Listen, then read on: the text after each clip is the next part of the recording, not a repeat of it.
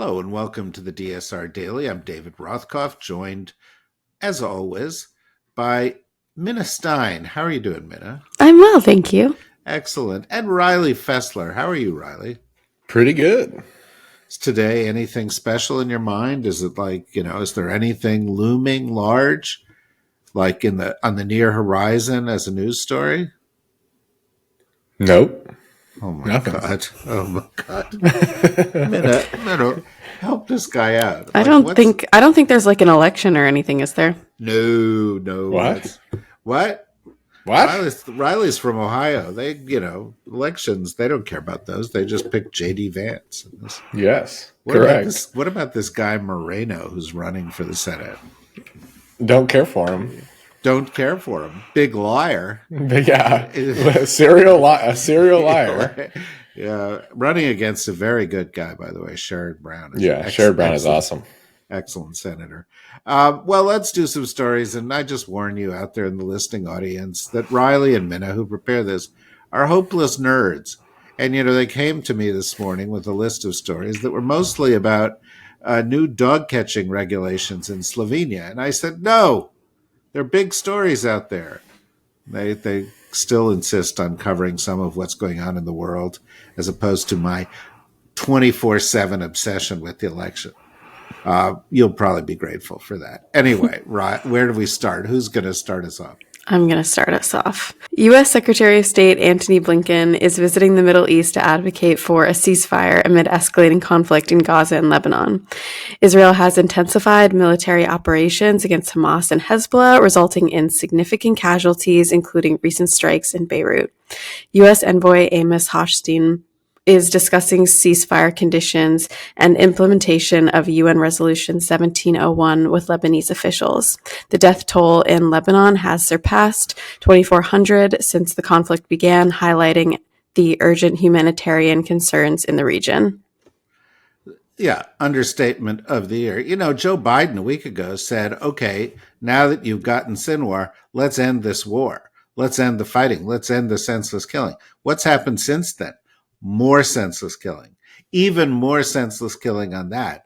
The Israelis have doubled down. Is this part of some Netanyahu pact with Trump that he's going to keep this raging until the election? Is this part of Netanyahu's general desire just to keep things raging to keep his own political ship afloat? I don't know, but it's horrific for the people of Lebanon and for the people of Gaza. It's difficult to defend for the people of Israel, and a lot of what they've done has been difficult to defend over the course of the past year. I saw a tweet yesterday from our friend Kim Gaddis, who, said, in Lebanon right now, attacks are going deeper into civilian areas. More people are living in terror than before.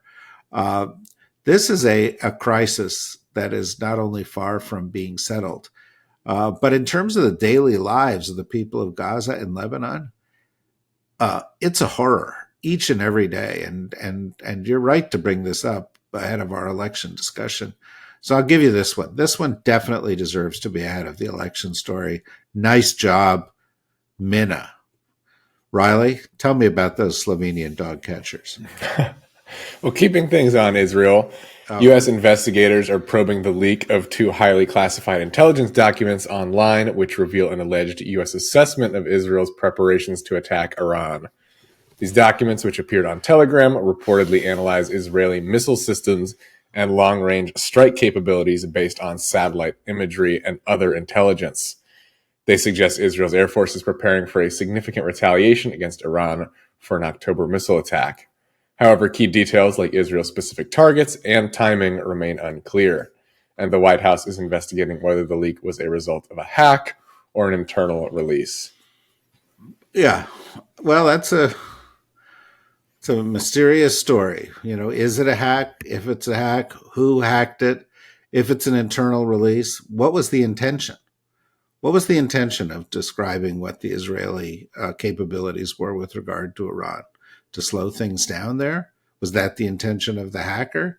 To give everybody pause to defer perhaps for a while the possibility of a conflict there? Don't know. Nobody does. Pure speculation at this point. But it's a big deal, and I anticipate that there will be significant investigations into this in the weeks ahead. Minna. The Supreme Court has declined to revive Michael Cohen's lawsuit against former President Donald Trump, who Cohen alleges has him jailed to suppress a critical book. The court's decision was part of a routine order list without any explanation or dissent. Cohen, who served time for various crimes, claimed his return to prison was retaliation for his writing plans and a violation of his First Amendment rights. Lower courts dismissed his lawsuit, with the judge expressing concern over the implications for constitutional rights, while Cohen's lawyer argued for stronger protections against government retaliation.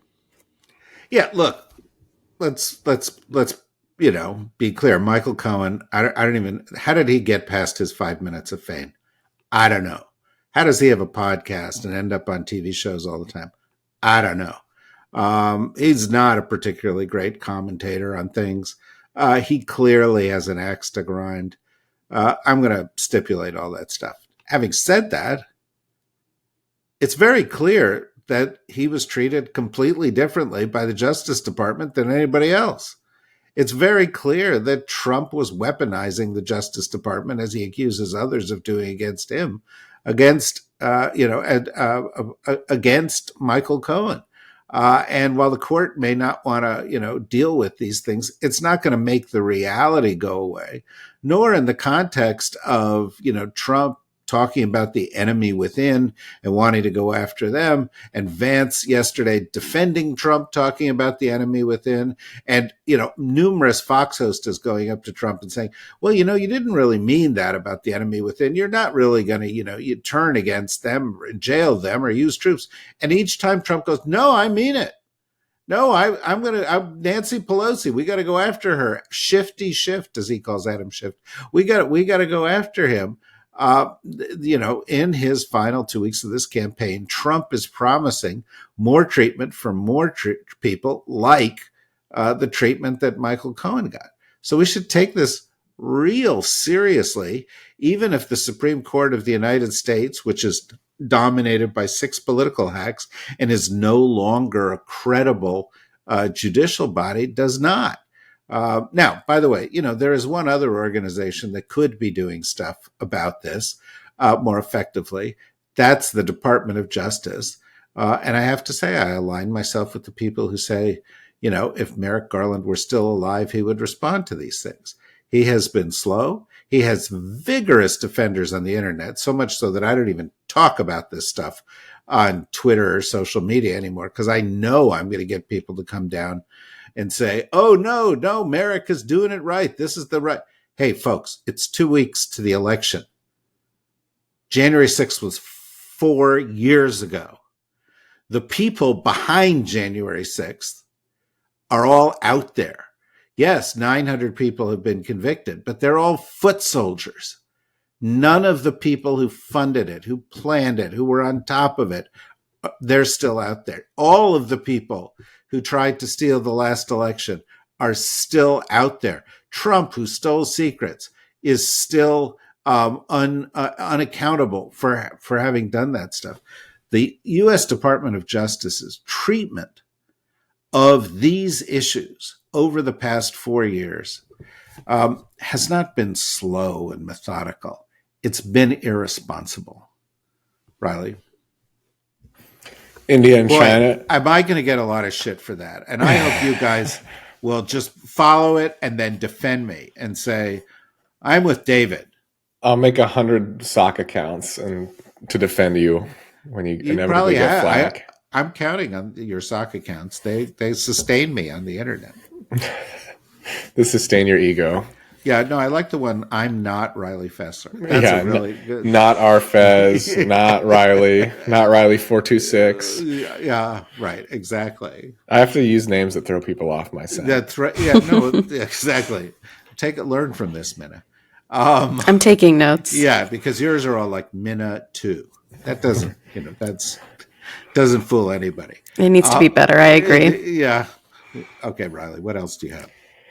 India and China have reached an agreement on patrolling their contested Himalayan border, signaling a potential easing of tensions after a deadly clash between their troops in 2020.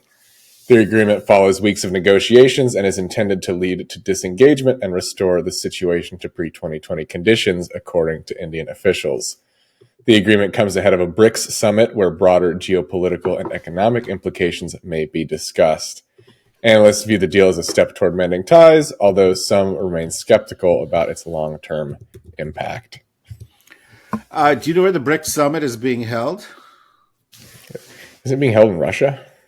It's being held in Kazan, yes, and it's being hosted by Vladimir Putin. And you know what has happened here? 20 heads of state are going to, a summit hosted by Vladimir Putin as if he were just another world leader. The heads of India and Brazil and these other states are going there and essentially saying, Ukraine, schmukraine. I don't care about all those dead people. I don't care about his violations of international law. I don't care that he's made the world more dangerous. I don't care that he's inviting North Koreans now to come in and fight in this war. We're going to treat him just like every other leader. Now, many leaders have blood on their hands, so perhaps you'd say that's not hypocritical as much international diplomacy is. But the alternative is that essentially they're normalizing the behavior of Putin. They're normalizing the aggression of Russia. And I would not be surprised if in short term, some of these countries felt the folly of taking that kind of position because that's just the nature of the world. But what they're going to do there is they're going to go and meet and try to have a summit and talk about cooperation. And essentially, as somebody that I saw commenting on it, this is kind of international diplomacy light. They don't have to really stick to international rules. They can sort of play within the lines if they want to. They can color outside the lines if they want to. That's Vladimir Putin's idea of the international order. It's international disorder. It's saying there are no laws, there are no rules. We are not going to operate by any kind of consensus of morality. We get enough countries together who agree with us, and it'll appear as though what we're doing is legitimate. Very, very dangerous. It's not just one country. It's 20 countries now supporting this kind of activity. Minute. Former President Trump admitted that he has seen no evidence of election fraud for the 2024 an election election. Story? You guys have actually come around to an election story after 5 stories on 2 weeks before the election? I thought we'd close out on an election story for a little treat. Yeah, that's what a treat. Riley's already fallen asleep. So bored. I'm so bored of the election. Couldn't this be about, video games? We already know who's going to win. We do? Yeah, Jill Stein. Oh no. That's so true. Oh no. It's gonna be an electoral tsunami for old Jill. Oh my God. Did you see the New York Times story about her? Mm-mm. I did, yes. See, at least Minna reads the paper. I've got to give her credit for that. The New York Times story over the weekend was on how everybody in Jill Stein's family is like, we told her not to run. Don't do this. We disavow what she's doing. What was the headline? It was so funny. It was like, Jill Stein will run even if everybody tells her not to, or something snappy. I did see that headline. There's been a few pieces like that recently of just completely bashing Jill Stein for showing up every 4 years like a vulture to run again. Well, somebody's done some analysis of like where her mentions are in social media, and it's like a chart, right? She disappears, nobody hears anything about her. Then there's an election, people hear about her. But there was also some complaints about the New York Times, of which there are on a daily basis, saying, why'd you have to do a big profile of her? Does that help anybody anyway? Is that news that's fit to print? I don't think so. Anyway, sorry to interrupt you there, Minute. Very disrespectful of me. No worries. During a press conference, Trump stated, I haven't seen evidence of unfairness, although he expressed distrust towards, quote, the other side. Later, at a rally, he reverted to making baseless claims about potential cheating, indicating ongoing doubts about the election process. Trump's campaign continues to push narratives about election integrity while building a network of volunteer poll watchers across the country. Poll watchers, yeah. Thugs, people with pitchforks and torches who are going to wait around outside, like they did, by the way, last time outside of Michigan while they're counting the votes. And they're stomping and they're saying, you're cheating in there and so forth, even though they were the ones that block machine reading of ballots and that kind of thing. But this Trump saying, I haven't seen any, is it's the truth. He said it accidentally. He never says the truth on purpose.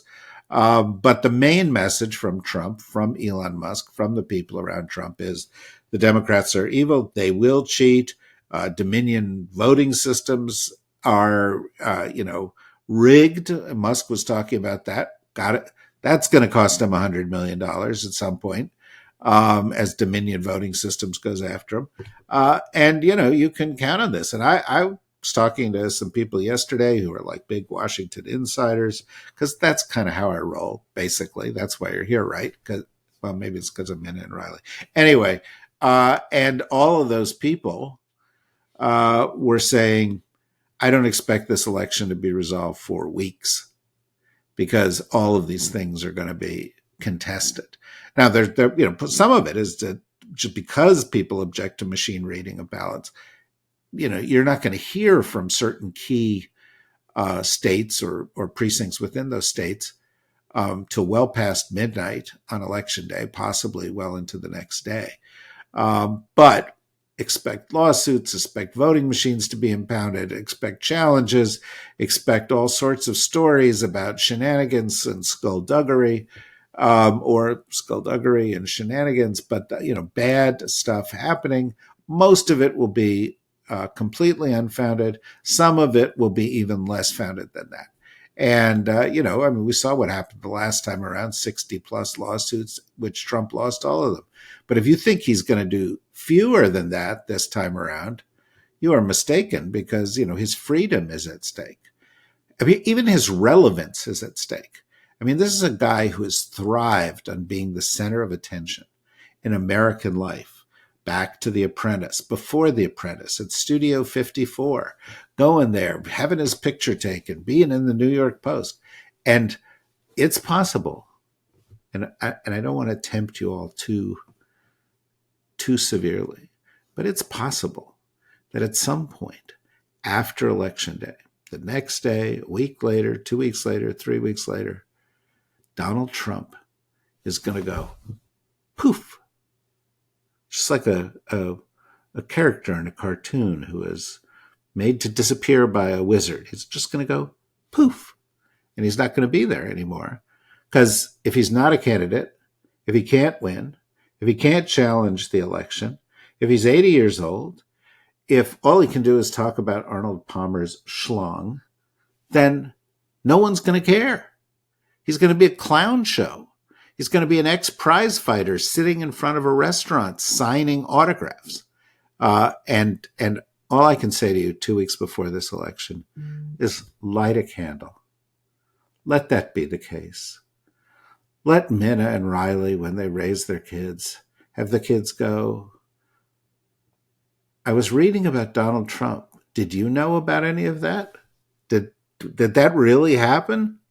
And you'll say, no, my children. It's all a bad dream. Go back to sleep. And we can just write off the past 10 years of American politics as a nightmare that we all collectively lived through together. And the morning can be just dawning right now, 2 weeks away, on the horizon. Do you see it? Do you see that light on the horizon, Riley? Is it filling you with hope? I feel it. I feel the sun's rays warming me. Yeah. And Minna, do you feel it? I hope I feel it. My fingers are crossed.